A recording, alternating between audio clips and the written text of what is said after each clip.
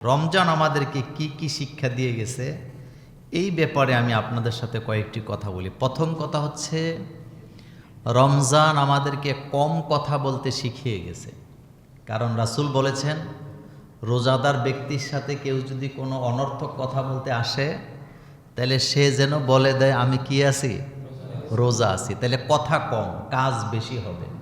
মোমেন বান্দা কখনো বেহুদা কথা বলে না, মোমেন বান্দা কখনো বেহুদা কাজকর্ম করে না। 2 নাম্বার, রমজানে আমরা কম ঘুমাইছি, মানে ঘুমটা কম ঘুমাইতে হবে, এই শিক্ষাটা আমাদেরকে কে দিয়ে গেছেন?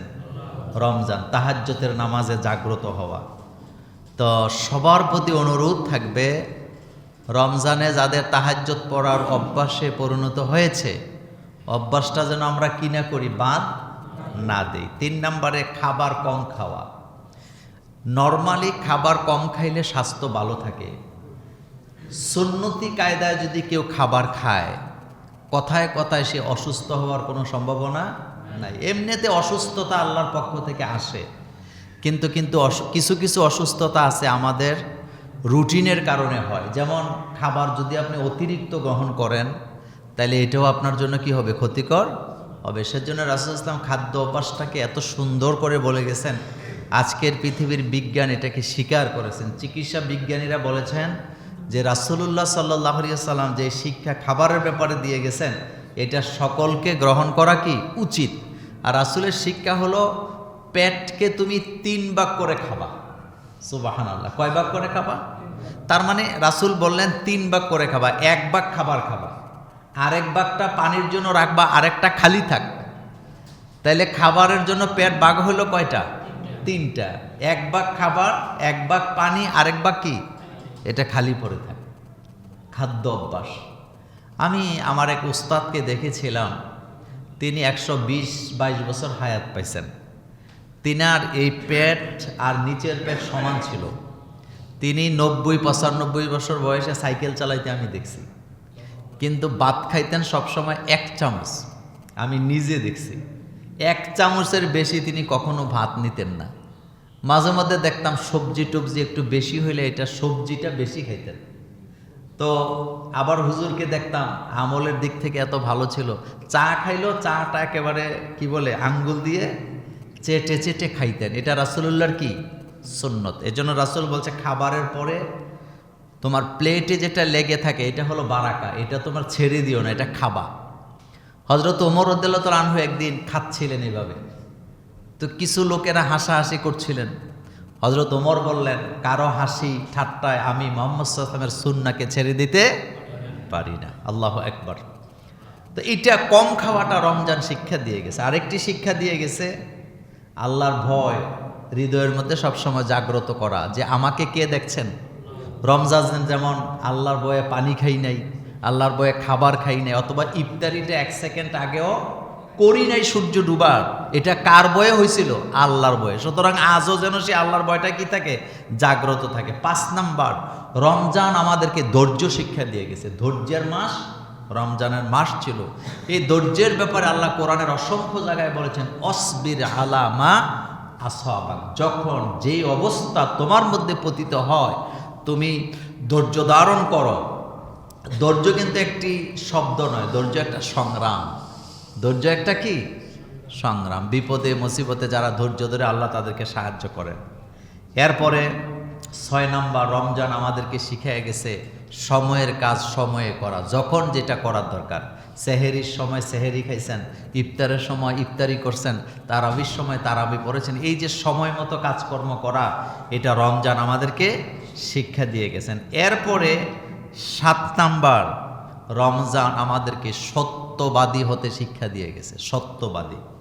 সর্বশেষ, রমজান আমাদেরকে শিক্ষা দিয়েছেন ভ্রাতৃত্ব, আত্মীয়তার সম্পর্ক, মানুষের খোঁজ খবর কিভাবে নিতে হয়, মানুষকে কিভাবে সাহায্য করতে হয়, এই শিক্ষাটা রমজান আমাদেরকে দিয়ে গেছেন। আল্লাহ রাব্বুল আলামিন কোরআনুল কারীমে বলছেন, ইয়া আইয়ুহাল্লাযীনা আমানুত্তাকুল্লাহ ওয়া কুনু মাআস সাদিকিন। ও দুনিয়ার মুমিনেরা, যারা ঈমান এনেছ, তোমরা সত্যবাদীদেরকে বন্ধু বানাও, সত্যবাদীদের সাথে মিশো। যারা সত্য কথা বলে তাদের সাথে তোমরা মিশে একাকার হয়ে যাও। সুবহানাল্লাহ। তোমরা অন্তর্ভুক্ত হবা সত্যবাদীদের। একটা পরিবার, একটা ব্যক্তি, একটা সমাজ, একটা রাষ্ট্র যখন মিথ্যার উপরে দাঁড়ায়, তখন ওই পরিবার, ওই ব্যক্তি, ওই রাষ্ট্র, ওই সমাজ কি হয়ে যায়? ধ্বংস হয়ে যায়। কারণ মিথ্যা মানুষকে ধ্বংস করে, আর সত্য মানুষকে সফলতার দ্বারপ্রান্তে কি করে? পৌঁছায় দেয়। আল্লাহ রাব্বুল আলামিন আমাদেরকে যেন কবুল করেন, আমরা যেন রমজানের শিক্ষাগুলি সারা বছর পালন করতে পারি। আল্লাহ আমাদেরকে তৌফিক দান করুক, আমরা বলি আমিন। এখন আমরা আরেকটি গুরুত্বপূর্ণ কথা জানবো। দেখেন, মোমেন আর কুফুর এই দুইটার মধ্যে পার্থক্যটা আসলে কি? খুব ব্যাখ্যা করার দরকার নেই, শর্টে বলে দিই। মোমেন আর কুফুর, কাফেরের মধ্যে পার্থক্য কি? আন জাবিরিন রাদিয়াল্লাহু তাআলা আনহু قال قال رسول الله صلى الله عليه وسلم بين العبد وبين الكفر ترك الصلاة। মোমেন আর কাফেরের মধ্যে পার্থক্য হলো, মোমেন নামাজ ছাড়ে না, আর কাফের নামাজ কি করে? ছেড়ে দেয়। রমজান চলে যাওয়ার পরে অনেক মানুষ আছে নামাজ ছেড়ে দিছে। আল্লাহর নবী জনাবে মুহাম্মদুর রাসূলুল্লাহ সাল্লাল্লাহু আলাইহি ওয়াসাল্লাম যেদিন ইন্তেকাল করেন, দুনিয়া থেকে বিদায় নিচ্ছিলেন, মা আয়েশা বলেন, আল্লাহ রাসূলের জীবনের শেষ কথা ছিল আসসালাত আসসালাত আসসালাত। নবীজি চিৎকার করে বলে গেছে, ও আমার উম্মতেরা, তোমরা নামাজ ছেড়ে দিও না। আল্লাহু আকবার। কি ছেড়ে দিও না? নামাজ। একটা মানুষ যেমন খাদ্য গ্রহণ করা ছাড়া থাকতে পারে না, একজন মোমেন কখনো নামাজকে ছেড়ে দিতে পারে না। বেনামাজি আল্লাহর লানত প্রাপ্ত। বেনামাজিকে পশুতে পাখিতে অপছন্দ করে না। এই জন্য নামাজ, সময় মতো নামাজ পড়তে হবে। অসবির আলামা আসাবাক, তোমরা সাহায্য প্রার্থনা করো নামাজের মাধ্যমে। হযরতে ফাতেমা রাদিয়াল্লাহু তাআলা আনহা রাসূলুল্লাহর দরবারে যায় বললেন, ইয়া রাসূলুল্লাহ সাল্লাল্লাহু আলাইহি ওয়াসাল্লাম, আমি যখন বিপদে পড়ব, মুসিবতে পড়ব, রাসূল গো, আমি তখন কি করব? আল্লাহর নবী বললেন, মারে, যখন বিপদে পড়ে যাবা নামাজে দাঁড়ায় যাবা, নামাজের মুসল্লায় দাঁড়ায় আল্লাহর কাছে বিপদের কথা বলতে থাকো, আল্লাহ রব্বুল আলামিন তোমার বিপদ মুসিবত দূর করে দিবে। প্রশান্তির জায়গা হলো নামাজ। বলেন, প্রশান্তির জায়গা কি? মোমেন যখন নামাজে দাঁড়ায় চোখের পানি ফেলে, আল্লাহ রাসূল বলেন হাদিসে কুদসিতে, নবীজি বলেছেন, মোমেন বান্দারা যখন নামাজে দাঁড়ায়, তারা যখন আল্লাহকে সেজদা দেয়, আল্লাহ আর মোমেন বান্দার মাঝখানে কোনো পর্দা থাকে না। যখন সেজদা দেয়, রব আর বান্দার মাঝখানে কি থাকে না? কোনো পর্দা থাকে না। সুবহানাল্লাহ, কোনো পর্দা। এই জন্য নামাজকে কখনো ছেড়ে দেওয়া যাবে না। আজান হবে, নামাজের প্রস্তুতি হবে। এক ওয়াক্ত নামাজ পড়ার পরে আরেক ওয়াক্ত নামাজের জন্য অপেক্ষা করা, এটা মোমেনের একটা আদত, একটা আমল। আল্লাহ রাব্বুল আলামিন বললেন, আমার যে সমস্ত বান্দাদের রূহ মসজিদে ঝুলে থাকে, মিম্বরে ঝুলে থাকে, আমি হাসরের ময়দানে তাদেরকে বিনা হিসেবে জান্নাত দিয়ে দিব। আমার আরশে আজিমের ছায়ার নিচে আমি তাদেরকে বসতে দেব। কাদের রূহ ঝুলে থাকে? ফজরের নামাজের পরে যাচ্ছে, কিন্তু নিয়ত আছে আবার জোহরে আসবে, অপেক্ষা করছে। যত কাজকর্ম ব্যস্ততা আছে, মনের ভিতরে একটা জিনিস, যে কখন কি দেয়, আজান হবে জোহরের নামাজ পড়ার পরে। চিন্তায় আছে কখন আসরের আজান হবে, আসর পড়ার পরে মাগরিব, মাগরিব পড়ার পরে এশা, আবার এশার পরে যখন ঘুমাতে যায়, একটাই নিয়ত করে, পাক্কা নিয়ত, আমার জন্য ফজরের জামাত মিস হয়ে না যায়।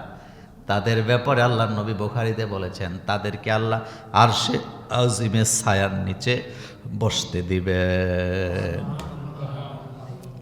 ছায়া জিনিসটা আমরা বুঝি না। আগের দিনে আপনারা বেড়াইতে গেছেন, যখন কোনো পাকা রাস্তা ছিল না, আপনারা হাইটা হাইটা যাইতেন, মনে আছে? কিন্তু রাস্তার মোড়ে মোড়ে মাঝে মধ্যে কি থাকতো? গাছ থাকতো। তো ক্লান্ত শ্লান্ত রৌদ্রের তাপে মানুষগুলা ওই গাছের নিচে কি বসতো, বসে একটু আরাম নিয়ে আবার হাঁটত। হাসরের মাঠ হবে ভয়ানক, সূর্যটাকে মাথার কাছাকাছি করে দেওয়া হবে, জমিনটাকে তামায় পরিণত করে দেওয়া হবে।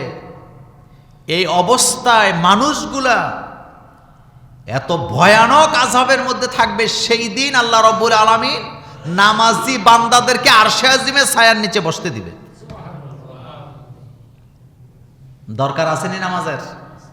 একা পড়লে হবে না, নিজে নামাজ আদায় করতে হবে, নিজের ছেলে মেয়েকে নামাজের জন্য বলতে হবে, নিজের স্ত্রীকে নামাজি বানাতে হবে, নিজের পরিবার পরিজনকে নামাজের কথা বলতে হবে। নামাজ ছেড়ে দেওয়া যাবে না। আল্লাহ রাব্বুল আলামিন নামাজের ব্যাপারে একবার দুইবার নয়, কোরআনুল কারিমে ৮২ জায়গায় আল্লাহ নামাজের কথা বলেছেন। কয় জায়গায়? ৮২ জায়গায়। এজন্য আমি আমার পরিবার কেউ যেন নামাজ ছেড়ে না দেই। আল্লাহ রাব্বুল আলামিনদেরকে আমাদেরকে নামাজ পড়ার তৌফিক দান করুক, আমরা বলি আমিন। মৃত্যু পর্যন্ত যেন আমরা বা জামাতের সাথে যেন নামাজ আদায় করতে পারি, আমরা বলি আমিন।